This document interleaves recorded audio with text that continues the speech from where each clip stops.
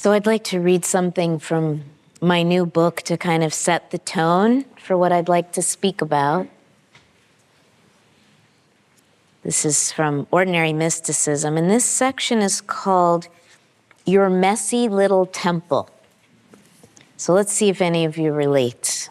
If not everyone, maybe. Does anyone else have a messy spiritual life in this room? Really? You don't have it all figured out?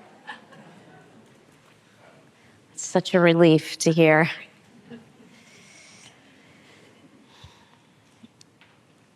I think you get it. You don't have to enter a monastery to be a mystic. You don't have to renounce chocolate or forsake pop culture. It is not necessary to take formal vows and beat yourself up when you inevitably fail to uphold them. These are static notions of what it means to be committed to the life of the soul, and they probably have almost nothing to do with the warm and spicy sprawl of your days. To be a mystic in our times is not so much about renunciation, it is about intention. Living as a mystic means reorienting the whole of yourself toward the sacred. It's a matter of purposefully looking through the lens of love. Contemporary wise woman Anne Lamott says, quoting Father Ed, the priest who helped Bill Wilson start up Alcoholics Anonymous, that sometimes heaven is a new pair of glasses. You know what it looks like when you wipe a lens clean of smears and dust, and you also know how it feels to bump into the furniture when your vision is fuzzy. When you say yes to cultivating a mystical gaze, the ordinary world becomes more luminous, imbued with flashes of beauty and moments of meaning. The universe responds to your willingness to behold the holy by revealing almost everything as holy. A plate of rice and beans, the Dow Jones Industrial Average, your new baby, the latest political scandal, the scary diagnosis, the restless nights.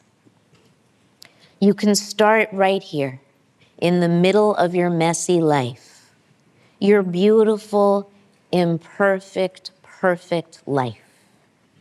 There is no other time, and the exact place you find yourself is the best place to enter. Despite what they may have taught you at Bible camp or in yoga class, you are probably not on your way to some immaculate state in which you will eventually be calm and kindly enough to be worthy of a direct encounter with the divine. Set your intention to uncover the jewels buried in the heart of what already is. Choose to see the face of God in the face of the bus driver and the moody teenager, in peeling a tangerine or feeding the cat. Decide, mean it, open your heart, and then do everything you can to keep it open. Light every candle in the room. I'm going to skip ahead to the last paragraph here. When we make a pact with ourselves to show up for reality just as it is, reality rewards us by revealing its hidden holiness, its ordinary wonder, its fruitful shadows and radiant wounds. Not always, not everywhere, but more and more often, and in the places we least expect. Setting the intention to walk the way of love rescues us from the all-consuming preoccupation with what modern chant master Krishnadas calls the movie of me, in which we endlessly star, casting ourselves as both hero and villain, keeping up an endless flow of critical reviews.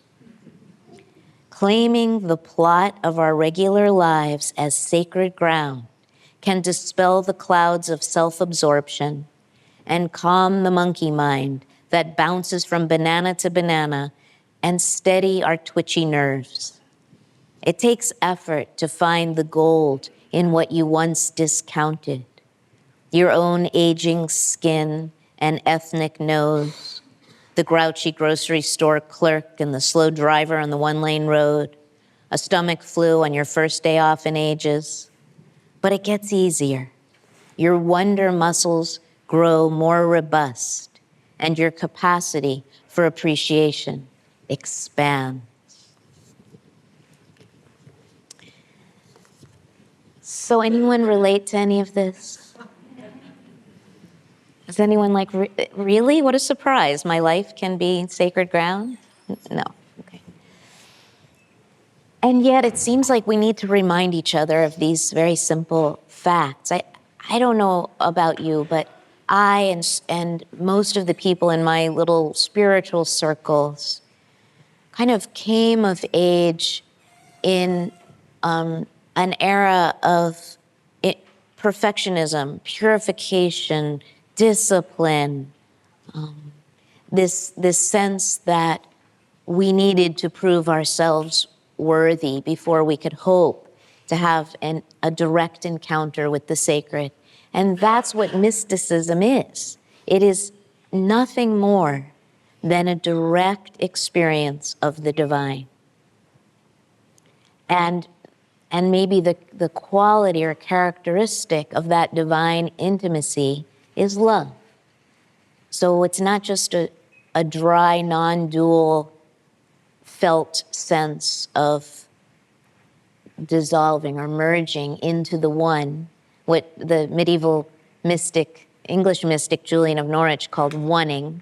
I love that word so much. I wish we could just use it in everyday English more. She was the first woman to write in English, and there are quite a few words in English, I don't know what all of them are, that Julian introduced to the language. She was a contemporary of Chaucer.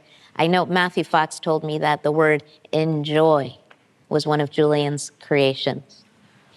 Oneing is another one, but we don't use it. So let's just use it. I keep calling it a weekend. For the rest of our time together, we will focus on our heart center and use the word oneing whenever possible in regular conversation. Okay, thank you. Where was I? So, a mystical experience isn't simply like Annunciation, like that beautiful poem, that experience that many of us had, and probably the reason many of us are here. Maybe it only happened once in our lives, where we had that blessed sense of the dissolving of our individuality and a kind of merging, even if momentarily, into the one. And that's beautiful, and it is highly motivating, and it is a taste of reality. But it's not the only version of mystical experience. It's not the only way we get to become intimate with the divine. So if to have a mystical experience is to have that blessing, that grace of the softening of the boundaries of individuality that melts us into the one, then everyone gets to have them, these mystical experiences, and all of you probably have, and do. If not on a daily basis, then way more often than the religious traditions have probably led us to believe. I mean, the religious institutions, that's their job, is to legislate and control our religious experience.